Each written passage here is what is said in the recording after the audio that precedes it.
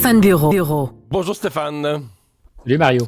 Alors, sondage aux États-Unis qui démontre que malgré ce qu'on pourrait penser, puis le prix du baril de pétrole reflété à la pompe, la tendance générale, c'est un appui grandissant à la guerre de la part, entre autres, des supporters de Trump.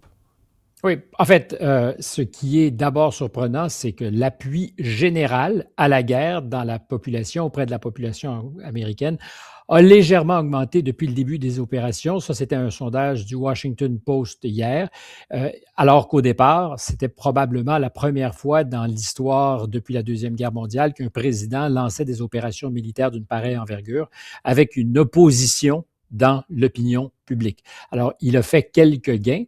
Et si je t'en parle, c'est que depuis 4 jours, j'étudie les chiffres très précisément, plusieurs sondages, pour valider ou non ce que je te disais lundi, parce que ma prétention d'abord, c'est que M. Trump a décidé, malgré l'opinion publique, qu'il s'en foutait, je suis toujours convaincu de ça, qu'il a peut-être même fait son deuil des élections de mi-mandat, parce qu'il y a plusieurs raisons de penser que ça va être difficile, presque insurmontable pour lui. Et je disais aussi, sa base est en train de se fissurer. Or, les chiffres ne le disent pas. Quand on sonde uniquement les républicains, et à plus forte raison, les républicains qui se disent MAGA, c'est un solide appui à la guerre. On est à 77-78% de la base républicaine qui est favorable aux opérations militaires en Iran, avec une plus forte majorité encore de ceux qui se disent MAGA, c'est-à-dire ceux qui depuis toujours sont derrière le président et qui, quoi qu'ils fassent, quoi qu'ils pensent, quoi qu'ils disent, sont avec lui. C'est peut-être d'ailleurs... Mais dans ce cas-ci, il faut considérer qu'il les a convaincus parce que c'est pas tellement naturel dans la philosophie MAGA. Il y a plusieurs des influenceurs MAGA qui sont retournés contre Trump. Alors il faut vraiment conclure que lui-même les a convaincus, là. En fait, ce sont des jusqu'au-boutistes qui faisaient dire au président, dans son premier mandat, s'il fallait que je décide de tuer quelqu'un dans la rue, sur la 5e avenue, disait-il à l'époque, probablement qu'on me laisserait faire tellement les gens sont avec moi. Et c'est une déclaration avérée, je ne l'invente pas, tu t'en souviens sans doute. Oui, absolument. Ça dit quelque chose donc de ses supporters qui sont des jusqu'au-boutistes. Et ce qui se passe en ce moment, c'est qu'il y a une espèce de rupture entre la base, qui est sondée, on parle de millions d'individus, et les influenceurs ou les intellectuels, si on veut appliquer cette expression, du mouvement MAGA. Alors, tous n'ont pas le même impact, tous ne logent pas exactement à la même enseigne, mais Steve Bannon, qui était un conseiller aux communications très important du président, peut faire partie de ceux-là. C'est un isolationniste convaincu, qui a toujours dit il n'est pas question qu'on rembarque dans des guerres sans fin. Or, c'est la 14e, 15e intervention militaire du président depuis qu'il est au pouvoir, puisqu'on a oublié, il y a eu en Somalie et ailleurs en Afrique des interventions, il y a eu le Venezuela, il y a eu 2 fois l'Iran, il y a eu l'Irak, il y a eu beaucoup d'opérations militaires, toutes n'étaient pas de l'envergure de ce qui est aujourd'hui mis en place, mais ça reste qu'il est très interventionniste. Tucker Carlson, Megyn Kelly, c'est d'eux dont je me parlais hier, qui se sont Nick Fuentes. Alors, on peut évidemment contester le personnage, sinon qu'il y a un vrai tyran d'eau. Nick Fuentes, aux États-Unis, particulièrement chez les jeunes hommes, a beaucoup d'impact. C'est des millions de personnes qui le suivent.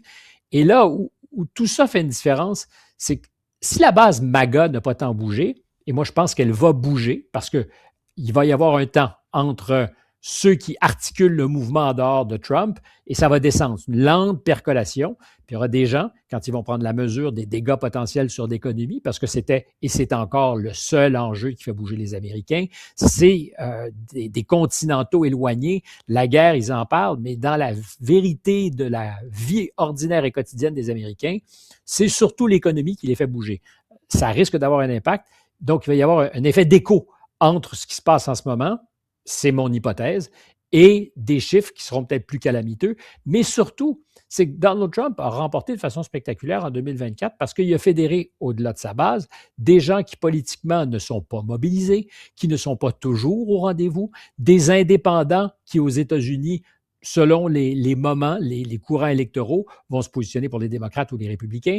Et c'est grâce à tous ces électeurs qui ne sont pas des naturels que Donald Trump a eu le succès qu'il a eu et qu'il n'aura probablement pas non plus aux élections de mi-mandat parce qu'il va perdre cette petite différence. Alors, ça n'a pas besoin d'être lourd, mais ce 5-10 d'électeurs qu'il avait réussi à mobiliser, il les a perdus et je pense que sur la base MAGA, il y aura aussi des fissures, mais ça va mettre du temps. Alors, je n'essaie pas de faire la démonstration de ce que je t'annonçais, va inéluctablement arriver. Je t'ai écrit ce matin en disant, je préfère rapporter ce que disent les chiffres et avoir tort si les chiffres me donnent tort, mais je crois qu'il y aura effectivement un effet d'écho entre ce qu'on lit aujourd'hui et ce qui va se passer au cours des prochaines semaines, prochains mois, parce qu'il est vrai que les influenceurs, les grosses têtes, et c'est peut-être d'ailleurs un défaut que nous avons de donner un effet disproportionné à ces grandes gueules qui existent dans le monde des médias. Puis on se dit, ben, si Tucker Carlson, si Megyn Kelly dit quelque chose, ça doit être vrai. C'est ça, mais c'est un rappel que Trump, c'est pas les influenceurs MAGA. Pour l'instant, c'est encore lui qui est personne de référence pour ces électeurs-là. On a fait le lien avec l'économie, puis bon, le prix du pétrole. 2 mauvaises semaines globalement sur les marchés boursiers. On est tenté de regarder juste le prix du pétrole, juste la guerre, qui effectivement est pas bonne pour l'économie. Mais il y a autre chose qui se passe aux États-Unis avec le private credit. Là, depuis, il y a eu l'affaire de l'entreprise Blue Wall il y a quelques semaines. Et là, ça traîne dans le décor. Ça n'a pas fait débarquer la chaîne des marchés, mais ça garde une autre nervosité en plus de la guerre, là.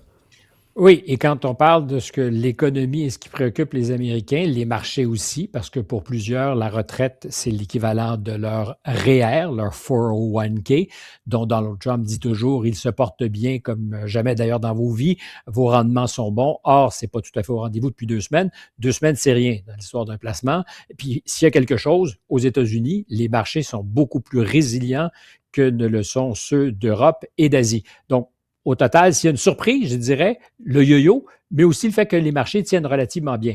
Et il y a un élément de risque supplémentaire à un baril de pétrole qui pourrait être à 150 ou 200 $, et ça ferait très mal, entre autres, pour l'inflation. C'est ce crédit privé qui s'est substitué depuis 2008-2009, la grande crise des subprimes, aux banques, parce que les banques ont été mieux encadrées. On ne voulait surtout pas que ces institutions qui sont too big to fail, trop grosses pour qu'elles ne tombent, parce que ça aurait un effet systémique. Alors, on a encadré les pratiques des banques, fait en sorte que pour prêter, il faut que tu gardes du capital, donc il y a beaucoup moins de marge de manœuvre.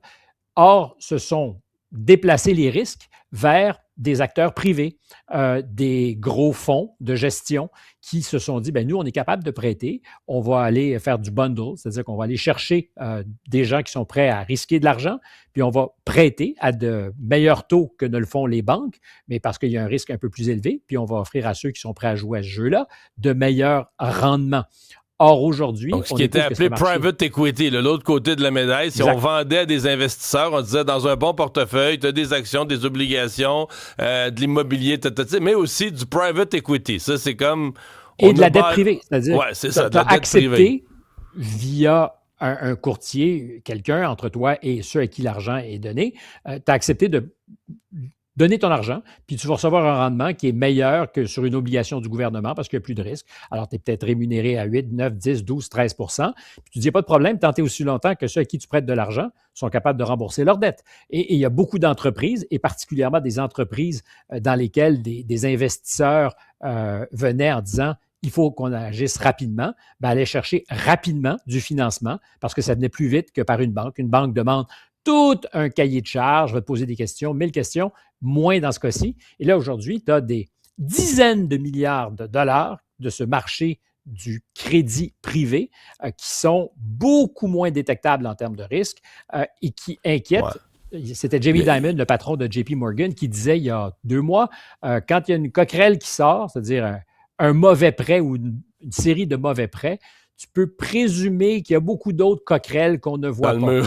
Dans le mur, mais exactement. Stéphane, une des choses qu'on s'est rendu compte aussi, c'est que dans certains cas, l'entreprise à qui on a prêté va pas si bien qu'elle était supposée aller, est plus capable de rembourser son prêt et ne paye même pas les intérêts. Donc, elle avait un prêt de 300 millions, pas capable de payer les intérêts pour un trimestre ou un 6 mois.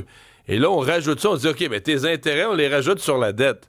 Donc là, tu grossis la dette d'une entreprise qui est déjà pas capable de payer les intérêts sur la dette actuelle. Bon, toujours dans l'idée que plus tard, elle va faire d'argent, plus tard, elle va faire de l'argent. Et à court terme, tu crées l'illusion de meilleur rendement parce que tu dis ces intérêts qui n'ont pas été payés, qui ont été ajoutés au total de la dette. Théoriquement, ça donne encore un rendement plus juteux jusqu'au jour où la compagnie pète aux frettes, pas capable de payer, tu te retrouves gros gens comme devant. Et c'est pour ça que les banques ont des contraintes qui sont difficiles à surmonter quand tu vas emprunter parce qu'il doit y avoir un due diligence, tu dois t'assurer quand tu prêtes l'argent qu'il y a des ratios que tu dois respecter. Or, dans ce marché privé, c'était un peu plus le Far West. Alors, la question, c'est est-ce qu'on est au bord de l'abîme de 2008-2009 avec la crise des subprimes? La différence, peut-être, c'est qu'en 2008-2009, quelques personnes soupçonnaient le risque, mais il n'était pas beaucoup mesuré.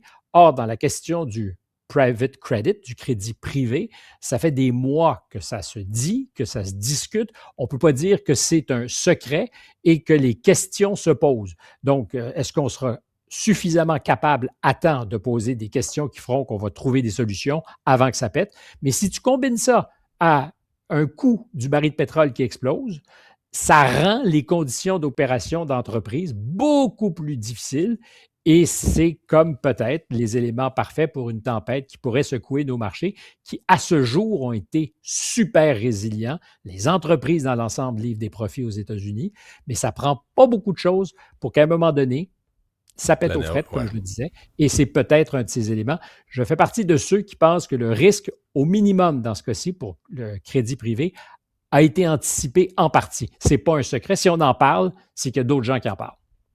Merci Stéphane.